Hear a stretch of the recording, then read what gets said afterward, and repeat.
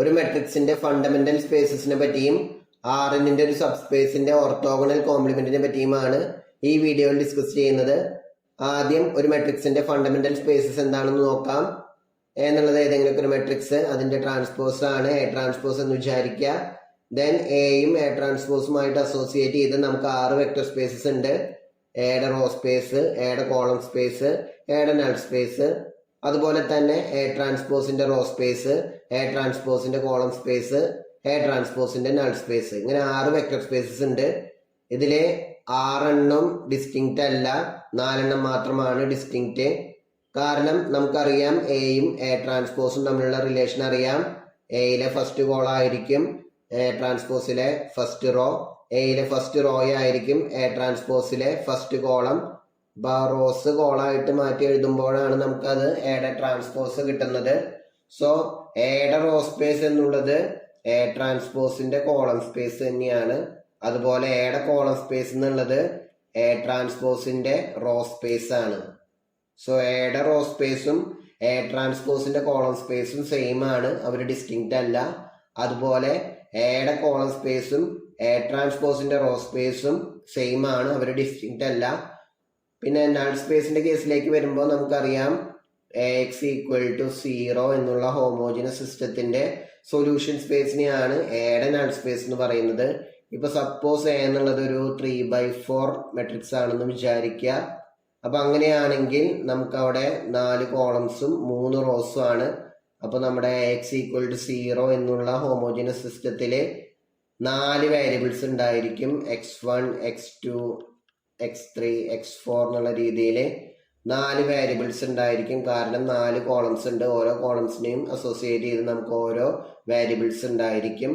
Then 3 equations ആണ് അവിടെ ഉള്ളത്. സോ ഇവരെല്ലാവരും 3 വെക്ടേഴ്സ് ആയിരിക്കും, R3യിലെ വെക്ടേഴ്സ് ആയിരിക്കും. ഓരോന്നിനും 3 കോർഡിനേറ്റ് ആയിരിക്കും ഉണ്ടായിരിക്കുക. ഇനി എ ട്രാൻസ്പോസിലേക്ക് വരികയാണെങ്കിൽ എ ട്രാൻസ്പോസിലേക്ക് വരുമ്പോൾ അത് 4/3 മെട്രിക്സ് ആയിട്ട് മാറും. അപ്പോൾ അതിന്റെ നൾ സ്പേസ് എന്ന് പറഞ്ഞാൽ എ ട്രാൻസ്പോസ്, ഇതൊരു മെട്രിക്സ് ബി പോലെ കരുതുക, എ ട്രാൻസ്പോസ് ആണ് ബി. അപ്പൊ Bx ഈക്വൽ ടു 0 എന്നുള്ള ഹോമോജൻ സിസ്റ്റത്തിന്റെ സൊല്യൂഷൻ സ്പേസ് ആണ് എ ട്രാൻസ്പോസിന്റെ നൾ സ്പേസ്. അപ്പൊ എ ട്രാൻസ്പോസിലാകെ 3 കോളംസേ ഉള്ളൂ. അപ്പൊ അവിടെ 3 വേരിയബിൾസേ ഉണ്ടായിരിക്കുള്ളൂ. സോ എൻറ്റയർലി ഡിഫറെന്റ് ആയിരിക്കും എയുടെ നൾ സ്പേസും എ ട്രാൻസ്പോസിന്റെ നൾ സ്പേസും. അതൊരിക്കലും സെയിം ആയിരിക്കുകയില്ല, അവർ ഡിസ്റ്റിങ്ക്റ്റ് തന്നെയാണ്. സോ നമുക്കിതിലെ 2 ടീംസിനെ പെയർ ചെയ്യാൻ പറ്റും. റോ സ്പേസ് ഓഫ് എയും കോളം സ്പേസ് ഓഫ് എ ട്രാൻസ്പോസും സെയിം ആണ്. കോളം സ്പേസ് ഓഫ് എയും റോ സ്പേസ് ഓഫ് എ ട്രാൻസ്പോസും സെയിം ആണ്. സോ നമുക്ക് അതിൽ ഡിസ്റ്റിങ്ക്റ്റ് ആയിട്ട് 4 വെക്ടർ സ്പേസസുകളാണ് ഉള്ളത്. അവര് ഇതാണ്: row space of A, column space of A, null space of A and null space of A transpose. ഇങ്ങനെ ഈ 6 4 പേരാണ് ഡിസ്റ്റിങ്ക്റ്റ്. ഈ 4 വെക്ടർ സ്പേസസിനെയാണ് മെട്രിക്സ് എയുടെ ഫണ്ടമെന്റൽ സ്പേസസ് എന്ന് വിളിക്കുന്നത്. So row space of A അത് തന്നെയാണ് കോളം സ്പേസ് ഓഫ് എ ട്രാൻസ്പോസും. കോളം സ്പേസ് ഓഫ് എ അതായത് row space of A transpose, then null space of എയും null space of A transpose. ഈ 4 വെക്ടർ സ്പേസസിനെയാണ് മെട്രിക്സ് എയുടെ ഫണ്ടമെന്റൽ സ്പേസസ് എന്ന് വിളിക്കുന്നത്. ദെൻ ഈസി ആയിട്ടുള്ള ഒരു തിയറമാണ് theorem 4.8.5. If A is any matrix, then rank of A equal to rank of A transpose. അതായത് എയുടെയും എ ട്രാൻസ്പോസിന്റെയും റാങ്ക് സെയിം ആണെന്ന് നമുക്കറിയാം. മെട്രിക്സ് എയുടെ റാങ്ക് എന്നുള്ളത് അതിന്റെ റോ സ്പേസിന്റെയും കോളം സ്പേസിന്റെയും ഡയമെൻഷൻ സെയിം ആയിരിക്കുമെന്നും ആ കോമൺ ഡയമെൻഷൻ ആണ് എയുടെ rank. So rank of A എന്നുള്ളതിന് പകരം ഒന്നുകിൽ dimension of row space of A എന്ന് എഴുതാം, അല്ലെങ്കിൽ dimension of column space of A. രണ്ടും സെയിം ആയിരിക്കും. ആ ഒരു കോമൺ ഡയമെൻഷനെയാണ് മെട്രിക്സ് എയുടെ റാങ്ക് എന്ന് വിളിക്കുന്നത്. So rank of A equal to dimension of row space of A. ഏത് വേണമെങ്കിലും എഴുതാം, ഇവിടെ റോ സ്പേസ് ഓഫ് എ എന്ന് എഴുതിയെന്ന് മാത്രം. ഇനി നമുക്കറിയാം റോ സ്പേസ് ഓഫ് എ എന്നുള്ളത് column space of A transpose ആണ്. സോ അതിനെ റീപ്ലേസ് ചെയ്യുന്നു dimension of column space of A transpose. ഇനി നമുക്കറിയാം എ ട്രാൻസ്പോസിന്റെ റാങ്ക് എന്നുള്ളത് എ ട്രാൻസ്പോസിന്റെ റോ സ്പേസിന്റെയും അതുപോലെ കോളം സ്പേസിന്റെയും കോമൺ ഡയമെൻഷൻ, രണ്ടിനും സെയിം ഡയമെൻഷൻ ആയിരിക്കും. എ ട്രാൻസ്പോസിന്റെ റോ സ്പേസിന്റെ ഡയമെൻഷനോ അതല്ലെങ്കിൽ കോളം സ്പേസിന്റെ ഡയമെൻഷനോ രണ്ടും സെയിം ആയിരിക്കും. അതാണ് rank of A transpose. So ഇവിടെ dimension of column space of A ട്രാൻസ്പോസിന് പകരം റാങ്ക് ഓഫ് എ ട്രാൻസ്പോസ് എന്ന് നമുക്ക് റീപ്ലേസ് ചെയ്യാവുന്നതാണ്. അതിൽ നിന്നും rank of A equal to rank of A transpose. ഇനി എ എന്നുള്ളതൊരു m/n മെട്രിക്സ് ആണെന്ന് വിചാരിക്കുക. അപ്പം അങ്ങനെയാണെങ്കിൽ എ ട്രാൻസ്പോസ് n/m മെട്രിക്സ് ആയിരിക്കും. ഓക്കെ, ഇനി നമ്മൾ പ്രീവിയസ് സെക്ഷനിൽ പഠിച്ചിട്ടുണ്ടായിരുന്നു എയിലെ n കോളംസ് ആണ് ഉള്ളത് എന്നുണ്ടെങ്കിൽ, ഒരു മെട്രിക്സിലെ n കോളംസ് ആണ് ഉള്ളത് എന്നുണ്ടെങ്കിൽ അതിൻ്റെ rank of A plus nullity of A ചെയ്ത് കഴിഞ്ഞാൽ n ആണ് കിട്ടുക, അതായത് നമ്പർ ഓഫ് കോളംസ്. അപ്പോൾ എ ട്രാൻസ്പോസിലേക്ക് വരുമ്പോൾ എ ട്രാൻസ്പോസിന്റെ റാങ്കും എ ട്രാൻസ്പോസിന്റെ നള്ളിറ്റിയും കൂടി ആഡ് ചെയ്ത് കഴിഞ്ഞാൽ, ഇവിടെ നമ്മൾ എക്ക് പകരം എ ട്രാൻസ്പോസ് എടുക്കുന്നു, അതൊരു മറ്റൊരു മെട്രിക്സ്, അങ്ങനെ ഡീൽ ചെയ്താൽ മതി, അങ്ങനെ ട്രീറ്റ് ചെയ്യുന്നു. എ ട്രാൻസ്പോസ് ഒരു n/n മെട്രിക്സ് ആണ്. അപ്പോൾ അവിടെ m കോളംസ് ആണുള്ളത്, നോട്ട് ചെയ്യുക, m കോളംസ് ആണുള്ളത്. സോ എ ട്രാൻസ്പോസിന്റെ റാങ്കും എ ട്രാൻസ്പോസിന്റെ നള്ളിറ്റിയും കൂടി ആഡ് ചെയ്ത് കഴിഞ്ഞാൽ നമുക്ക് അവിടുത്തെ നമ്പർ ഓഫ് കോളംസ്, എ ട്രാൻസ്പോസിന്റെ നമ്പർ ഓഫ് കോളംസ്, അതാണ് നമ്മൾ പ്രീവിയസ് സെക്ഷനിൽ കണ്ടത്, അത് m ആണ്. ഇനി നമ്മൾ തൊട്ട് മുമ്പത്തെ തിയറത്തിൽ പഠിച്ചു റാങ്ക് ഓഫ് എയും റാങ്ക് ഓഫ് എ ട്രാൻസ്പോസും സെയിം ആണ്. സോ ഇതിൽ നിന്നും റാങ്ക് ഓഫ് എ ട്രാൻസ്പോസിന് മാറ്റിയിട്ട് റാങ്ക് ഓഫ് എ കൊടുക്കുന്നു. Rank of A plus nullity of A transpose equal to m. അപ്പൊ അങ്ങനെയാണെങ്കിൽ rank of A equal to 6 ആണെങ്കിൽ നള്ളിറ്റി ഓഫ് എ ട്രാൻസ്പോസ് എന്നുള്ളത് m-6 ആണ്. ഒരു കാര്യം നമുക്ക് ഓൾറെഡി അറിയാവുന്നതാണ്, നള്ളിറ്റി ഓഫ് എ എന്നുള്ളത് n-6 ആണ്. കാരണം rank of A plus nullity of A എന്നുള്ളത് നമ്പർ ഓഫ് കോളംസ്, അത് n ആണ്. അപ്പോൾ റാങ്ക് 6 ആണെങ്കിൽ n-6 എന്ന് കിട്ടും. ഇപ്പൊ ഇവിടെ നള്ളിറ്റി ഓഫ് എ ട്രാൻസ്പോസ് ആണ് പറയുന്നത്. എ എന്നുള്ളത് ഒരു m/n മെട്രിക്സ് ആണെങ്കിൽ എയുടെ റാങ്ക് 6 ആണെങ്കിൽ നള്ളിറ്റി ഓഫ് എ ട്രാൻസ്പോസ് എന്നുള്ളത് m-6 ആയിരിക്കും. അപ്പോൾ റിസൾട്ട് ആയിട്ട് ഓർത്ത് വെക്കുക. ഇനി Rnന്റെ ഒരു സബ് സ്പേസ് ആണ് W എന്ന് വിചാരിക്കുക. ഇനി അതിന്റെ ഓർത്തോഗണൽ കോംപ്ലിമെന്റ് എന്താണെന്നാണ് ഡിഫൈൻ ചെയ്യാൻ പോകുന്നത്. Rnലുള്ള വെക്ടേഴ്സിന്റെ ഒരു കളക്ഷൻ, അതിലെ ആ വെക്ടേഴ്സിന്റെ പ്രത്യേകത Wയിലുള്ള എല്ലാ വെക്ടേഴ്സുമായിട്ട് ഓർത്തോഗണൽ ആയിരിക്കണം, അതായത് പെർപെൻഡിക്കുലർ ആയിരിക്കണം. അങ്ങനെയുള്ള Rnലെ വെക്ടേഴ്സിന്റെ കളക്ഷനെയാണ് Wന്റെ ഓർത്തോഗണൽ കോംപ്ലിമെന്റ് എന്ന് പറയുന്നത്. അപ്പൊ അതിന് ഈ ഒരു സിമ്പിളാണ് W പെർപെൻഡിക്കുലർ എന്നുള്ളൊരു സിമ്പിളാണ് അതിനെ ഡിനോട്ട് ചെയ്യാൻ നമ്മൾ യൂസ് ചെയ്യുന്നത്. അപ്പൊ നോക്കുക, ഞാൻ പിക്ചോറിക്കലി പറയാം. ഇതാണ് Rn എന്നുള്ള വെൻ ഡയഗ്രാം മോഡലിൽ പറയാം. ഇതാണ് Rn എന്നുള്ള സ്പേസ് എന്ന് വിചാരിക്കുക. അതിലൊരു സബ് സ്പേസ് ആണ് W. ഇനി W പെർപെൻഡിക്കുലറിൽ ഉണ്ടായിരിക്കുക. Wയിൽ കുറെ വെക്ടേഴ്സ് ഉണ്ടായിരിക്കും. W പെർപെൻഡിക്കുലറിലെ വെക്ടേഴ്സിന്റെ പ്രത്യേകത, ഒരു കോമൺ വെക്ടർ ഉണ്ട്, അത് നമ്മൾ അടുത്ത തിയറത്തിൽ കാണും. W പെർപെൻഡിക്കുലറിന്റെ പ്രത്യേകത Wയിലുള്ള എല്ലാ വെക്ടേഴ്സിനായിട്ട് ഡോട്ട് പ്രൊഡക്റ്റ് ഓർത്തോഗണലാണ്, അതായത് പെർപെൻഡിക്കുലർ ആവണമെങ്കിൽ രണ്ട് വെക്ടേഴ്സ് Rnലെ രണ്ട് വെക്ടേഴ്സ് പെർപെൻഡിക്കുലർ ആവണം എന്നുണ്ടെങ്കിൽ നമ്മൾ ഓൾറെഡി പഠിച്ചിട്ടുള്ള കാര്യമാണ്, സ്കൂളിൽ തന്നെ പഠിച്ചിട്ടുള്ള കാര്യമാണ്. രണ്ട് വെക്ടേഴ്സ് ഓർത്തോഗണൽ ആവണമെങ്കിൽ അവരുടെ ഡോട്ട് പ്രൊഡക്റ്റ് 0 ആയിരിക്കണം. അപ്പോൾ ഈ Wയിലുള്ള എല്ലാ വെക്ടേഴ്സുമായിട്ട് ഡോട്ട് പ്രൊഡക്റ്റ് എടുത്തു കഴിഞ്ഞാൽ നമുക്ക് ഈക്വൽ ടു 0 എന്ന് കിട്ടണം. അതായത് Wയിലുള്ള എല്ലാ വെക്ടേഴ്സുമായിട്ട് പെർപെൻഡിക്കുലർ ആവണം. അങ്ങനെയുള്ള Rnലെ വെക്ടേഴ്സിന്റെ കളക്ഷനെയാണ് W പെർപെൻഡിക്കുലർ എന്ന് വിളിക്കുന്നത്. അപ്പൊ അതിലെന്തായാലും മിനിമം ഒരാളെങ്കിലും ഉണ്ടായിരിക്കും. കാരണം Rnലെ 0 വെക്ടർ എടുത്തു കഴിഞ്ഞാൽ Wയിലെ എല്ലാവരും ആയിട്ട് അത് ഓർത്തോഗണലാണ്. 0 വെക്ടർ ഡോട്ട് Wയിലെ ഇനി വെക്ടർ u, അതെന്തായാലും 0 തന്നെയാണ് നമുക്ക് കിട്ടുക. സോ W പെർപെൻഡിക്കുലറിൽ എല്ലായ്പ്പോഴും 0 വെക്ടർ ഉണ്ടായിരിക്കും. ഇനി W എന്നുള്ളത് ഒരു വെക്ടർ സ്പേസ് ആണ്, സബ് സ്പേസ് ആയി കഴിഞ്ഞാൽ വെക്ടർ സ്പേസ് ആണ്. സോ Wയിലും ഈ 0 വെക്ടർ ഉണ്ടായിരിക്കും. അപ്പൊ ഈ 0 വെക്ടർ Wയിലും ഉണ്ടായിരിക്കും, W വെക്ടറിലും ഉണ്ടായിരിക്കും. അവരാണ് ആ ഒരൊറ്റ വെക്ടറാണ് ഈ രണ്ട് സബ് സ്പേസുകളിലുമായിട്ട്. ഇത് ഒരു Rന്റെ സബ് സ്പേസ് ആണ്, അതൊക്കെ അടുത്ത തിയറത്തിലാണ് പറയുന്നത്, നമുക്ക് അതിന്റെ പ്രൂഫ് ഒന്നും പഠിക്കാനില്ല.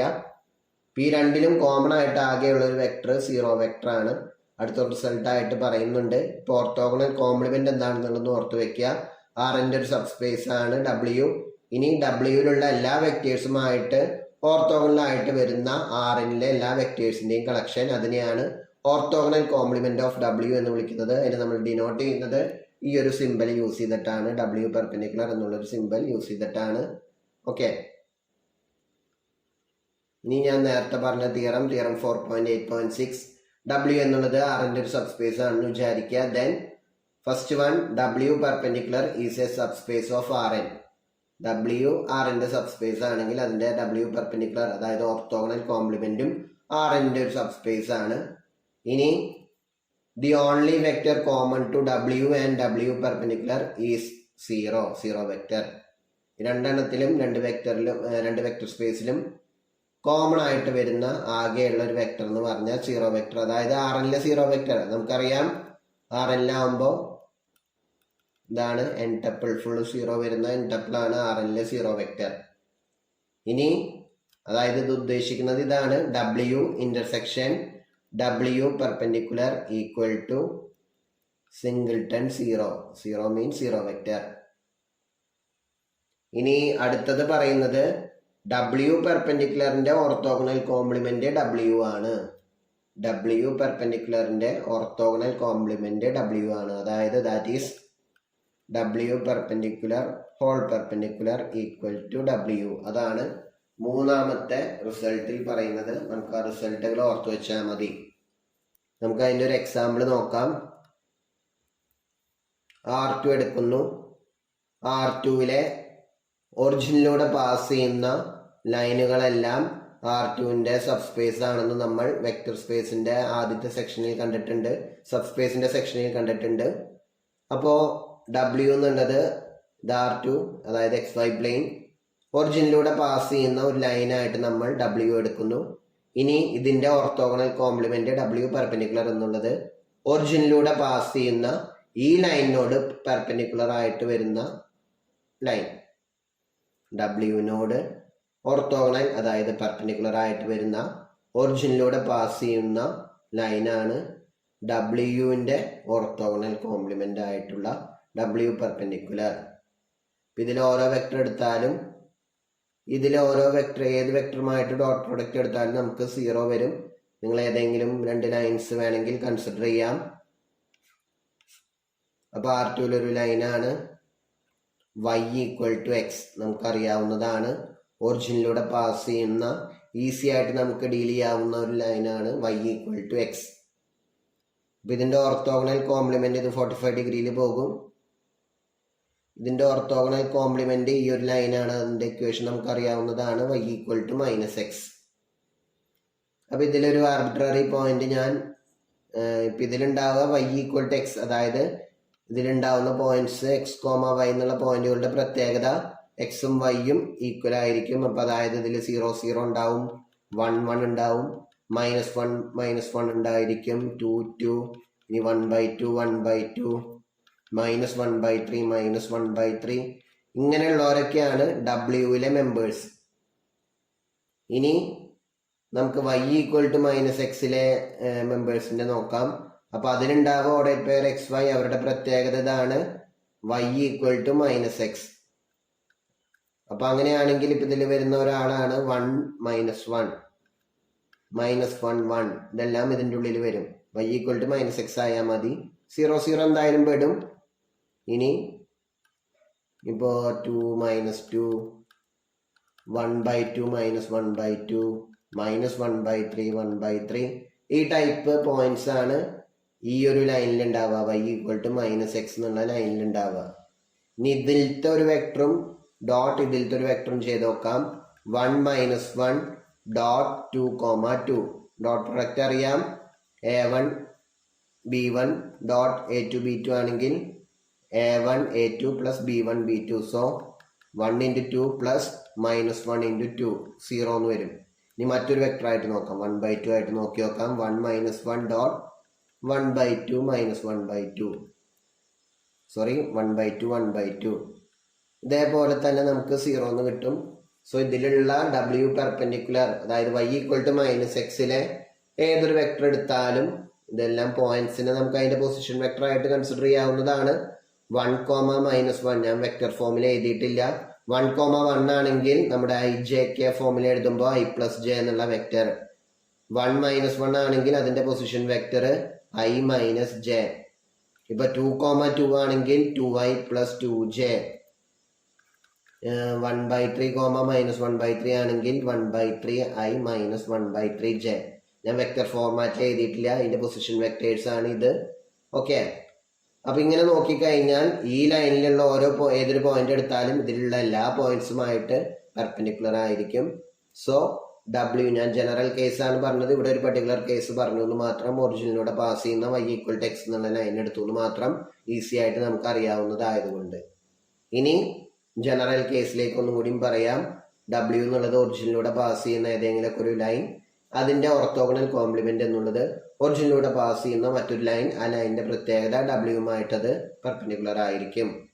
ഇനി R3യുടെ കേസിലേക്ക് വരുമ്പോൾ ഒറിജിനിലൂടെ പാസ് ചെയ്യുന്ന എല്ലാ പ്ലെയിനുകളും R3യുടെ സബ്സ്പേസുകളാണെന്ന് നമുക്കറിയാം. W എന്നുള്ളത് ഒറിജിനിലൂടെ പാസ് ചെയ്യുന്ന ഏതെങ്കിലും ഒരു പ്ലെയിൻ ആണെന്ന് വിചാരിക്കുക.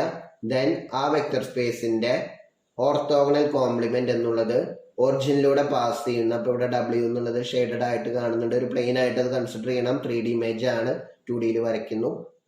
ഓക്കെ, അപ്പൊ ഇതൊരു പ്ലെയിൻ ആണ്. ദെൻ അതിന്റെ ഓർത്തോഗണൽ കോംപ്ലിമെന്റ് എന്നുള്ളത് ഒറിജിനിലൂടെ പാസ് ചെയ്യുന്ന ഈ ഒരു പ്ലെയിനോട് പെർപെൻഡിക്കുലർ ആയിട്ട് പോകുന്ന ലൈൻ, ഒറിജിനിലൂടെ പാസ് ചെയ്യുന്ന, ഒറിജിനിലൂടെ പോകണം, ഈ പ്ലെയിനോട് പെർപെൻഡിക്കുലർ ആയിട്ട് വരുന്ന ലൈനാണ് ഈ ഒരു W എന്നുള്ള പ്ലെയിനിന്റെ ഓർത്തോഗണൽ കോംപ്ലിമെന്റ്. പ്ലെയിൻ ആയിട്ട് കിട്ടില്ല, വേറൊരു പ്ലെയിൻ ഒറിജിനിലൂടെ പാസ് ചെയ്യുന്ന ഇതിനോട് പെർപെൻഡിക്കുലർ ആയിട്ടുള്ള പ്ലെയിൻ എടുക്കാൻ പറ്റില്ല. കാരണം ഇവിടെ ഉള്ളൊരു പോയിന്റും വേറെ ഇവിടെ ഉള്ള ഏതെങ്കിലും പോയിന്റ് എടുത്താൽ അതിന്റെ ഡോട്ട് പ്രൊഡക്റ്റ് 0 കിട്ടില്ല. സോ ഈ ഒരു പ്ലെയിനിന്റെ ഒറിജിനിലൂടെ പാസ് ചെയ്യുന്ന R3യിലെ ഈ ഒരു W എന്നുള്ള പ്ലെയിനിന്റെ ഓർത്തോഗണൽ കോംപ്ലിമെന്റ് എന്നുള്ളത് ഒറിജിനിലൂടെ പാസ് ചെയ്യുന്ന W-നോട് പെർപെൻഡിക്കുലർ ആയിട്ടുള്ള ലൈനാണ്, ഒന്ന് ഓർത്ത് വെക്കുക.